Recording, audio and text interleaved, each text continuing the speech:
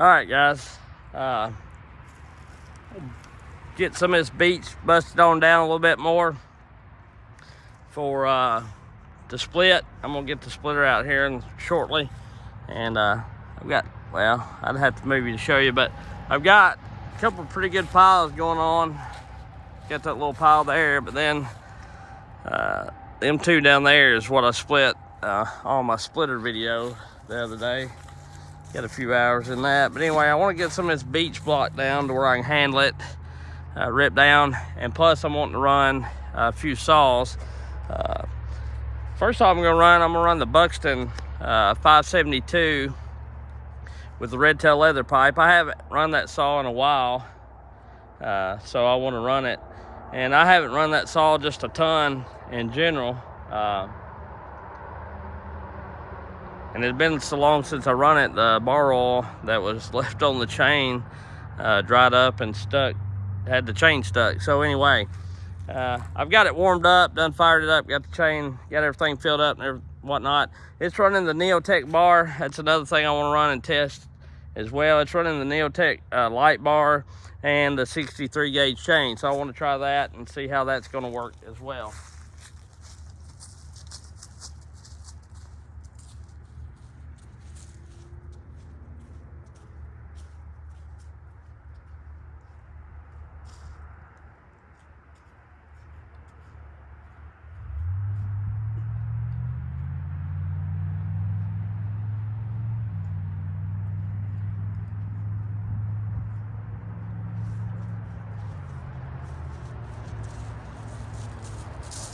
Might have overdressed today. It said 40 for the high, but the sun's out and it's a little warm. But anyway, I'll be working in the shade some, so we'll see how it goes.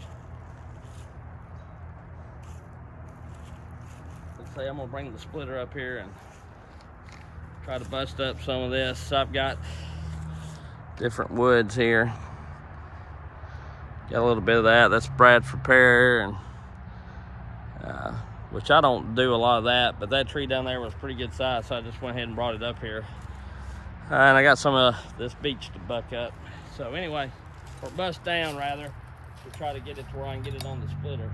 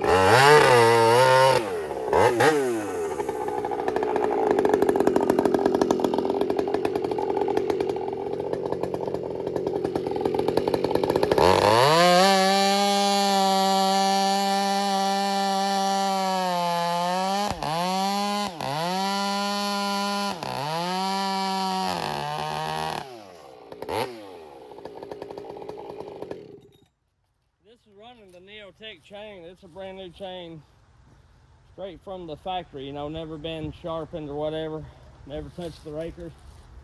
And you know, I run steel chain, and I like the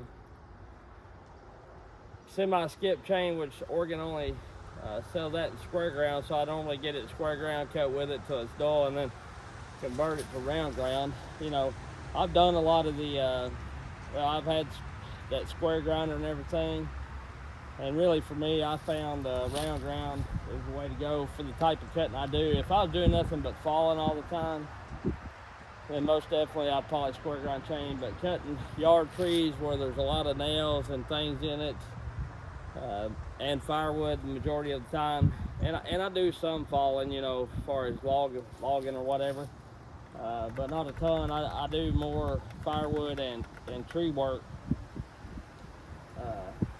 and so square ground for me is just, you know, it's not really feasible.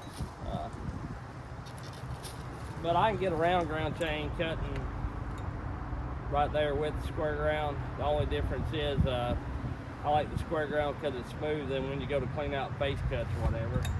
But for the most part, hell, this chain's pretty good. And this 63 gauge, you know, I don't know how I would like it. That's why I got this set up, and it seems to do all right. You know, I really can't tell a difference much between the 50 gauge and this or whatever, but anyway.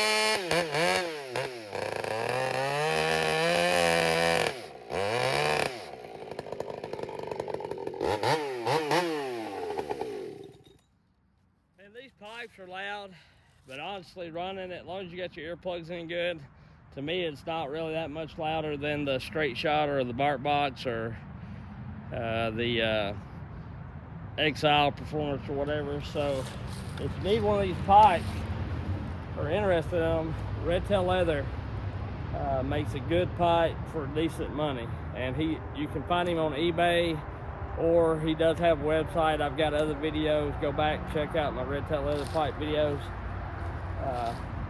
But they're nice pipes, and like I say, he does good work on them. They look good, and you know, they're loud, but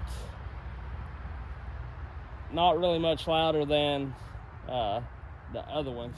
You know, used to, I thought they're quite a bit louder than a regular muffler mod, like what a lot of people does on the Huskies or whatever, or maybe even the pipe come through. But this it's, you know, I've got to wear earplugs with the bark box, the Exile, and the straight shot anyhow, because it'll rattle your ears. And honestly, it may be a tad louder, but it's not terribly, it ain't bad. It's not as bad as I've let on in the past, because I was used to running, or I had been running saws that just were regular muffler modded. But It's all in what you want. These pipes do help performance. I think they even help them over like the regular muffler remodel with the pipes coming out. So it's all in what a person wants. But if you're wearing earplugs anyway, then you might as well get all the power you can out of it. Well.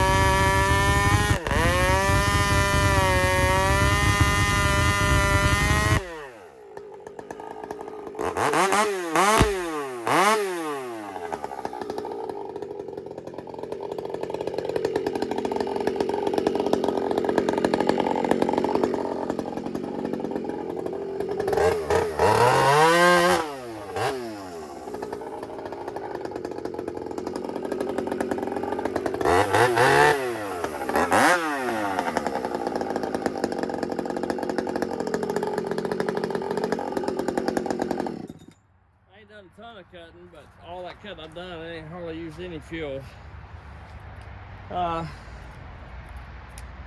Those 63 gauge chain seems like it does all right. I mean, of course, I figured it would, but I'm just saying, you know,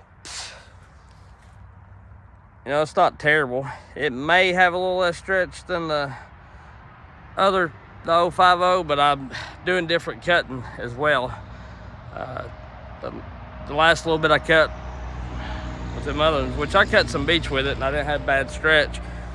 But I do get a little bit of stretch when I'm cutting that old dry like red oak and hickory back there that I've done busted up. So it's just kind of one of them deals, you know. Depends on what you're cutting. This saw oils well, and I'm gonna tell you, it's dadgum stout. I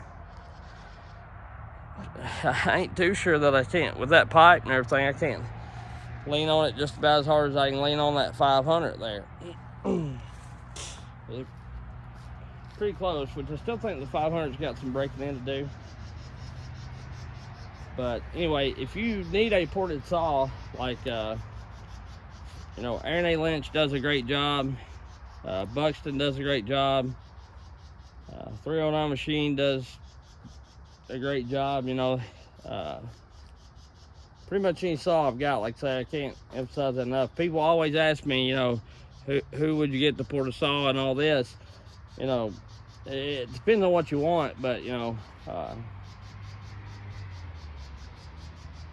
there's plenty of good people out there.